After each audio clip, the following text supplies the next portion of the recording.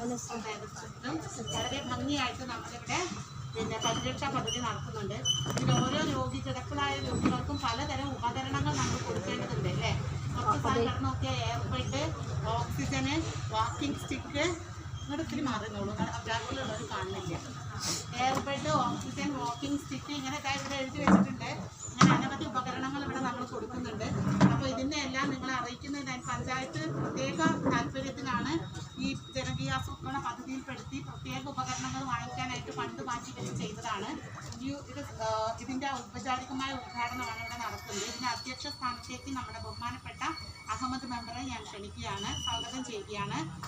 അതോടൊപ്പം തന്നെ ഇവിടെ എത്തിയിട്ടുള്ള മറ്റ് മെമ്പർമാരായ മേഴ്സി മെമ്പർ, നമ്മുടെ കാസി മെമ്പർ, കുറേ പേരൊക്കെ എനിക്ക് എല്ലാവരെയും ഞാൻ ഈ പരിപാടിയിലേക്ക്, പിന്നെ ഇവിടെ എത്തിച്ചേർന്ന എൻ്റെ പ്രിയപ്പെട്ട ആശമാർ, സഹപ്രവർത്തകർ, പിന്നെ ഇവിടെ സന്നിഹിതരായിട്ടുള്ള എല്ലാ മറ്റ് ജനപ്രതിനിധികളും, എല്ലാ നാട്ടുകാരും രോഗികളും എല്ലാവരെയും ഞാൻ ഈ പ്രോഗ്രാമിലേക്ക് സ്വാഗതം ചെയ്യുന്നു.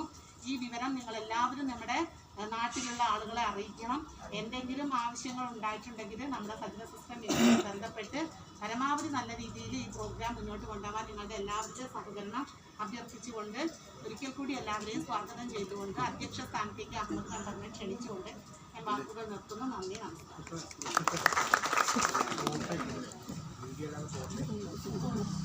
പ്രിയപ്പെട്ട ഗ്രാമപഞ്ചായത്ത് പ്രസിഡന്റ് ശ്രീനിവാസ്, നമ്മുടെ മെഡിക്കൽ ഓഫീസർ, ഗ്രാമപഞ്ചായത്തിൻ്റെ standing committee chairperson Shri Shaji, പ്രിയപ്പെട്ട പഞ്ചായത്ത് മെമ്പർമാരായിട്ടുള്ള കാസി മെമ്പർ, മേഴ്സി മെമ്പർ, അതേപോലെ തന്നെ ജയ മെമ്പർ, നമ്മുടെ CDSൻ്റെ ചെയർപേഴ്സണും SMC മെമ്പർ കൂടിയായിട്ടുള്ള പ്രിയപ്പെട്ട നമ്മുടെ ഹോസ്പിറ്റലിൻ്റെ ജീവനക്കാരുണ്ട്, അതേപോലെ തന്നെ ആശാ വോളണ്ടിയർമാരുണ്ട്, നമ്മുടെ പാലിയേറ്റീവ് കുടുംബങ്ങളിൽ നിന്നുള്ള അംഗങ്ങളുണ്ട്. പ്രിയപ്പെട്ടത്, വളരെ ലളിതമായിട്ടുള്ള ചടങ്ങാണെങ്കിലും അമ്പാട് ഗ്രാമപഞ്ചായത്തിനെ സംബന്ധിച്ച് ഈ വർഷം നടപ്പിലാക്കിയിട്ടുള്ള 2024-25 വാർഷിക പദ്ധതിയിൽ ഉൾപ്പെടുത്തി നടപ്പിലാക്കിയിട്ടുള്ള ഏറ്റവും പ്രധാനപ്പെട്ടതും അതേപോലെ തന്നെ നമുക്ക് ഏറ്റവും താല്പര്യമുള്ളതുമായിട്ടുള്ള പ്രോജക്റ്റിൻ്റെ ഉദ്ഘാടനമാണ് ഇവിടെ നടക്കാൻ വേണ്ടി.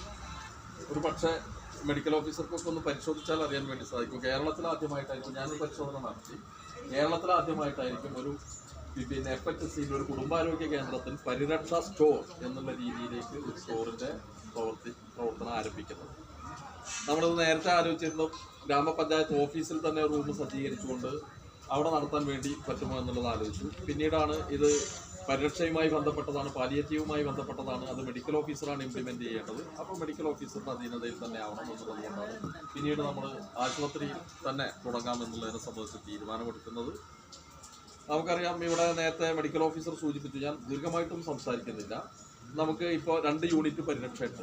നമ്മുടെ ജനസംഖ്യയും അതേപോലെ തന്നെ കിടപ്പിലായ രോഗികളുടെ എണ്ണവും എല്ലാം പരിഗണിച്ചുകൊണ്ട് നേരത്തെ നമുക്കുണ്ടായിരുന്ന ഒരു യൂണിറ്റിനെ 2 യൂണിറ്റായി വികസിപ്പിച്ചു.